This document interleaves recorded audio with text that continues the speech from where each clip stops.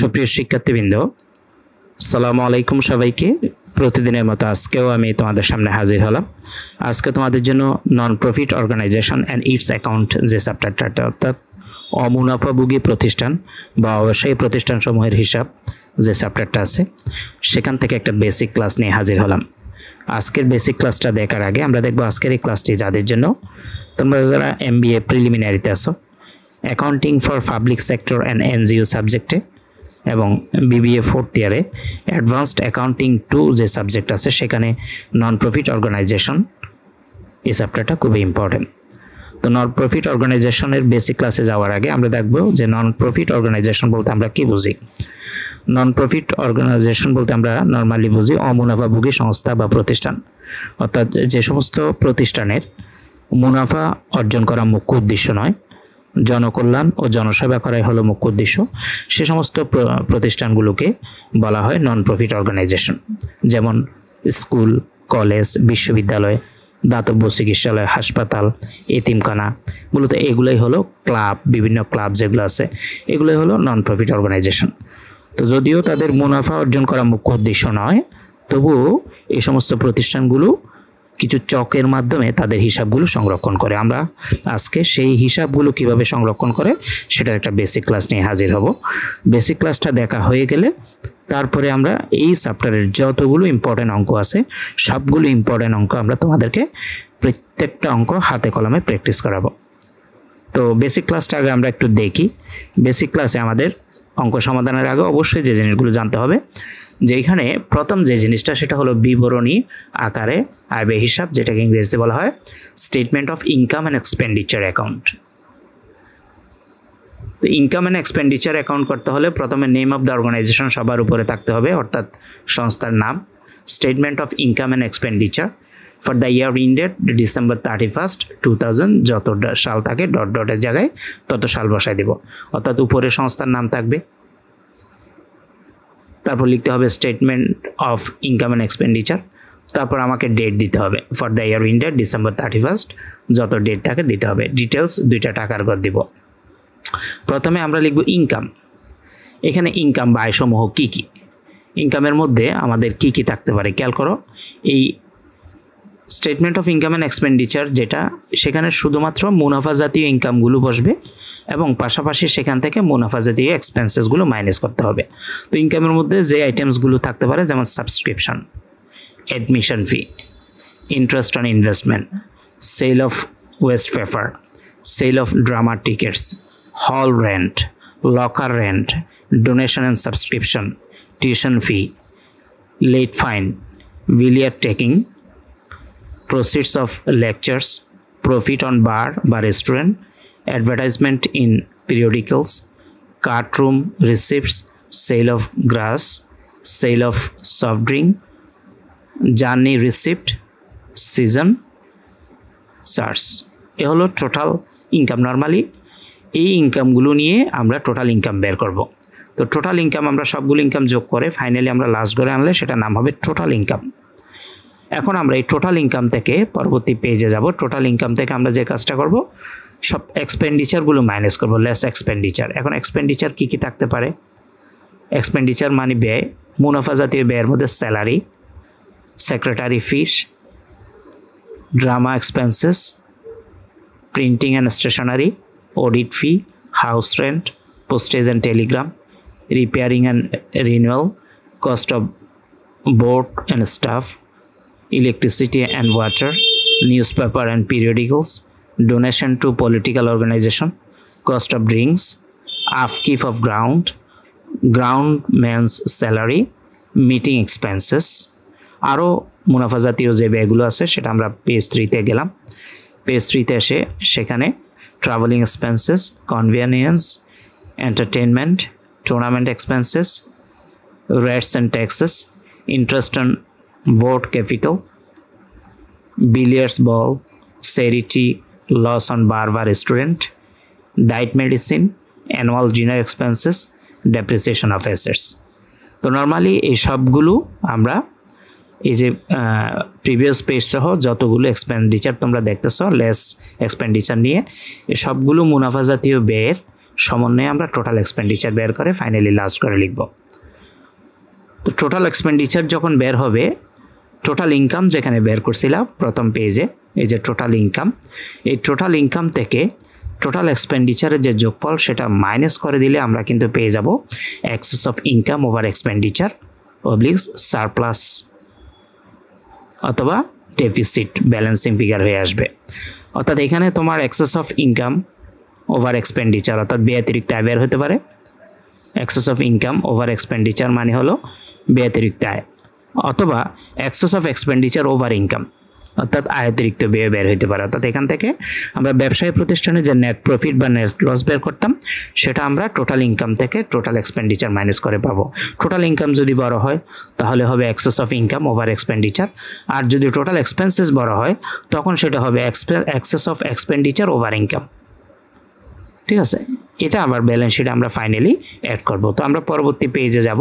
পরবর্তী পেজে একটা ব্যালেন্স শিট উপস্থাপন করলাম। অবশ্যই প্রতিষ্ঠানের ব্যালেন্স শিট কীরকম হয় দেখো। প্রথমে অ্যাসেটসগুলো আমরা লিখব। তো অ্যাসেটসের মধ্যে building, machine, sports equipment, book, furniture, stock of bar, utensils মানে হলো পাত্র আর কি, ইউটেন্সিলস পাত্র, ইনভেস্টমেন্ট ইন প্রমিসারি নোট বা gov security, billiard table, electric installation, all development expenses, prepaid expenses, accrued income, cash at bank, cash in hand. এই সবগুলো assets যোগ করে আমরা টোটাল অ্যাসেটস বা টোটাল প্রপার্টি অ্যান্ড অ্যাসেটস পাবো। তবে এখানে খেয়াল রাখতে হবে ব্যালেন্স শিটে দুই ধরনের সম্পদ থাকে আমাদের প্রশ্নের ভিতরে। একটা হলো ওপেনিং অ্যাসেটস বা প্রারম্ভিক সম্পদ, আর একটা হলো ক্লোজিং অ্যাসেটস বা সমাপনী সম্পদ। মূল যে ব্যালেন্স শিট সেখানে কিন্তু ক্লোজিং অ্যাসেটসগুলো আসবে। এভাবে টোটাল প্রপার্টি অ্যান্ড অ্যাসেটস বের করব, করে এর সাথে মিলানোর জন্য পরবর্তী পেজে ক্যাপিটাল অ্যান্ড লাইবিলিটিস বের করতে হবে। তো ক্যাপিটাল ফান্ড অ্যান্ড লাইবিলিটিস বের করার জন্য প্রথমে আমাকে ক্যাপিটাল ফান্ডটা আলাদাভাবে বের করে নিতে হবে। এটা অনেক সময় প্রশ্নে ক্যাপিটাল ফান্ড বের করতে বলে, তার না হয় ক্যাপিটাল ফান্ড তোমাকে ওয়ার্কিং করে বের করতে হবে। এখন এই ক্যাপিটাল ফান্ড আমরা কীভাবে পাবো? মূলত ক্যাপিটাল ফান্ড আমরা পাই প্রতিষ্ঠানের প্রারম্ভিক যে সম্পদ থাকে সেখান থেকে প্রারম্ভিক দায়গুলো যদি মাইনাস করে দিই আমরা ক্যাপিটাল ফান্ড বা মূলধন তহবিল পাই। আমি যদি তোমাদেরকে ক্যাপিটাল ফান্ডের ওয়ার্কিংটা বা ক্যাপিটাল ফান্ডটা আগে একটু দেখাই দিই। এখানে statement of opening capital fund নামে একটা স্টেটমেন্ট করলাম, যেখানে ওপেনিং অ্যাসেটস মানে প্রারম্ভিক সম্পদগুলো থাকবে। প্রারম্ভিক সম্পদের মধ্যে cash in hand, cash at bank, unused stationery, bar stock, furniture and fixture, vehicles, building, accurate income in previous year, preferred expenses, club premises। যতগুলো ওপেনিং অ্যাসেটস আছে সবগুলো ওপেনিং অ্যাসেটস আমরা যোগ করে টোটালি ওপেনিং অ্যাসেটস পাবো। সেখান থেকে আমরা লেস করব ওপেনিং লাইবিলিটিস বা প্রারম্ভিক দায়সমূহ। প্রারম্ভিক দায়সমূহ কী কী? যেমন outstanding expenses, advertising receipt, advance receipt or current year, sundry creditors, special fund.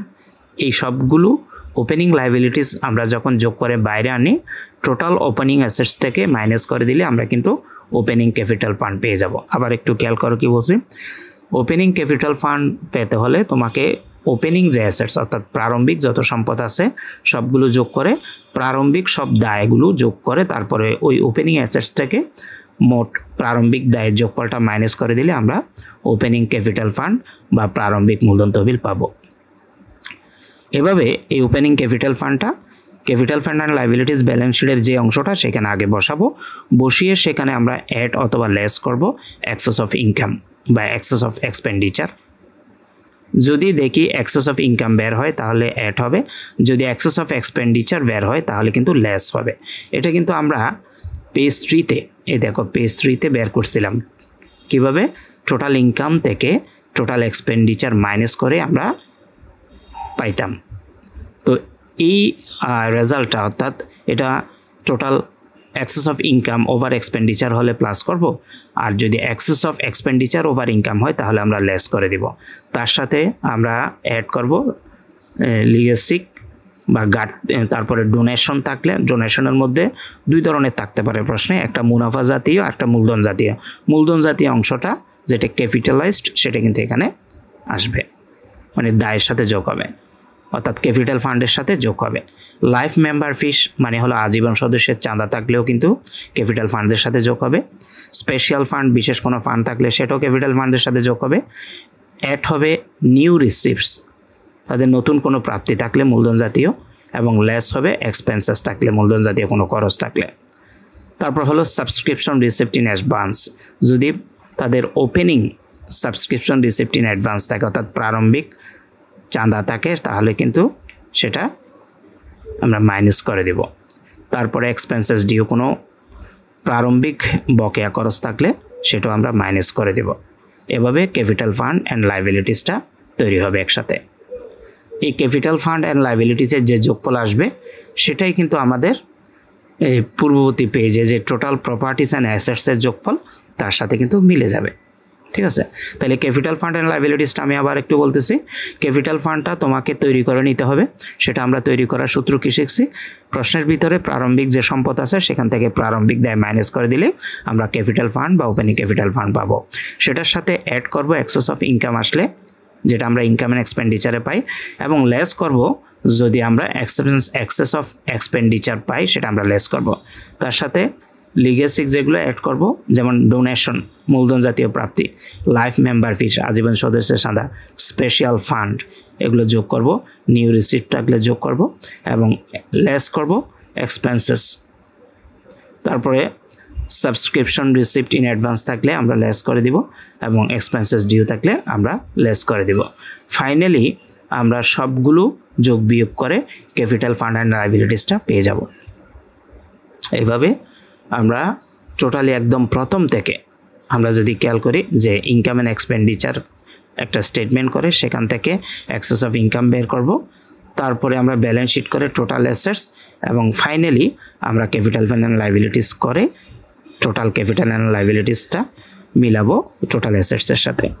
তো এই ছিল আমাদের আজকের বেসিক ক্লাসটা। আমাদের ক্লাস যদি ভালো লাগে অবশ্যই লাইক কমেন্ট শেয়ার করবা। পরবর্তীতে আমরা এই চ্যাপ্টারের যত ইম্পর্টেন্ট অঙ্ক আছে সবগুলো ইম্পর্টেন্ট অঙ্ক ধারাবাহিকভাবে তোমাদের শেষ করাবো। সবার জন্য শুভকামনা রইল। আসসালামু আলাইকুম ওয়া রাহমাতুল্লাহি ওয়া বারাকাতুহু।